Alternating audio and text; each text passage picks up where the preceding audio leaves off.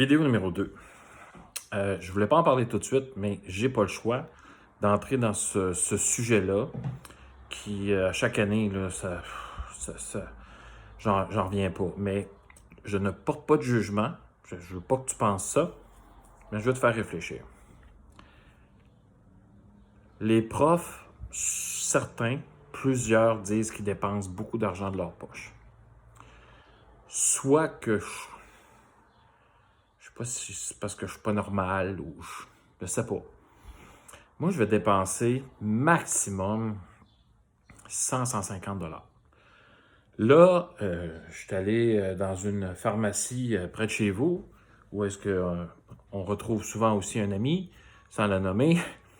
Là, j'ai vu qu'il y avait des règles pas chères, des crayons à mine, des effaces, des rapporteurs d'encre. J'ai juste acheté ça.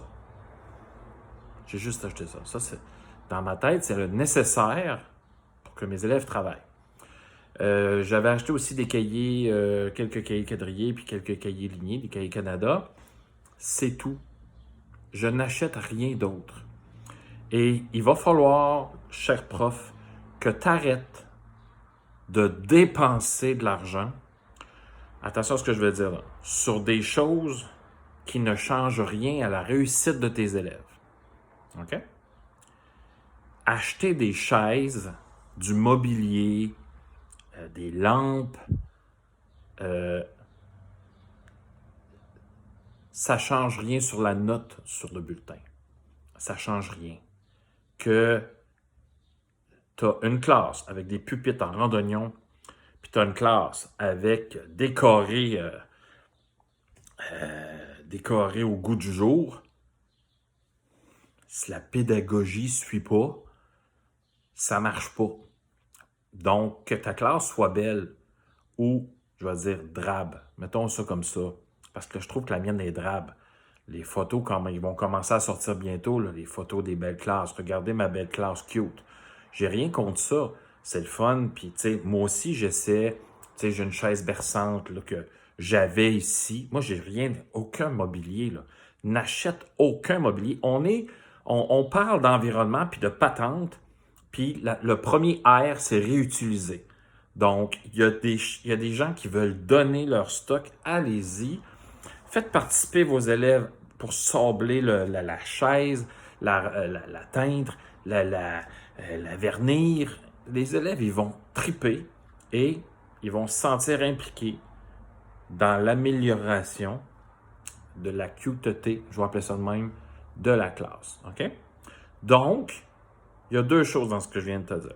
L'achat de patentes, là, c'est-à-dire crayons, effaces et compagnie. L'élève, j'en ai toujours un. Il y en a toujours un qui perd ses affaires et tout ça.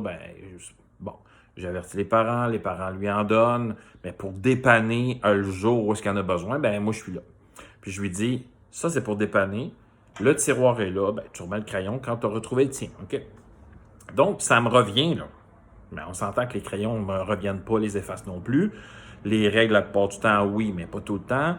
À chaque année, j'achète une dizaine de règles, des crayons en quantité pas pire, des effaces aussi, des rapporteurs d'encre, des cahiers pour dépanner. Mais le cahier Canada, je dis toujours, je te le prête, puis dès que tes parents en achètent un ou dès que tu t'en trouves un, tu me le redonnes. Fait que ma banque, elle descend jamais.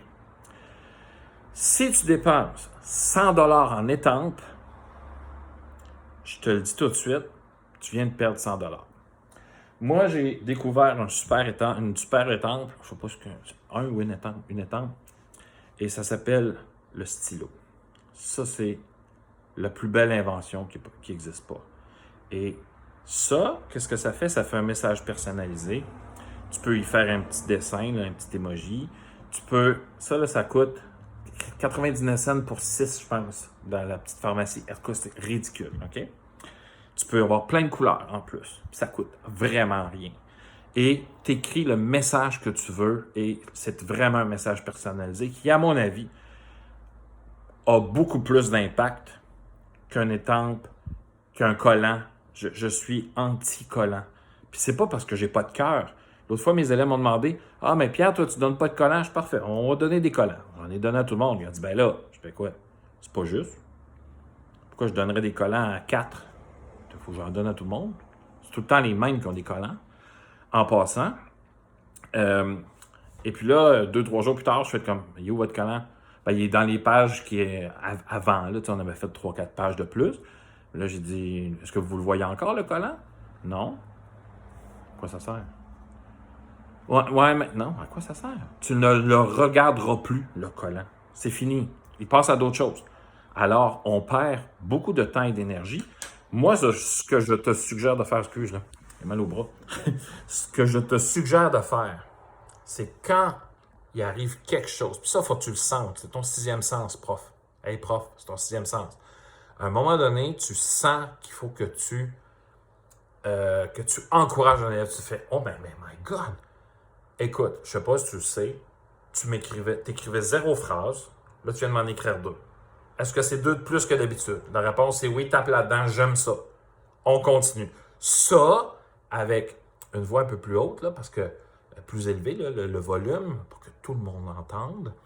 Et là, on est dans la colonne vertébrale qui se durcit, qui fait comme « Ah, je suis capable! » Mettre un collant. Moi, ça c'est Pierre, je trouve qu'on perd l'essence de la rétroaction. Okay? Ça, c'est moi, là. Okay? Puis je te le dis, je ne suis pas dans le jugement, mais tu dépenses bien trop d'argent. Hey, va dans le sud, au Costa Rica, pars à quelque part. Tiens, achète ma formation qui va te donner plein de trucs pour bien gérer ta classe, puis aller à l'essentiel. Va sur ludoka et ludoka.ca/formation avec un S.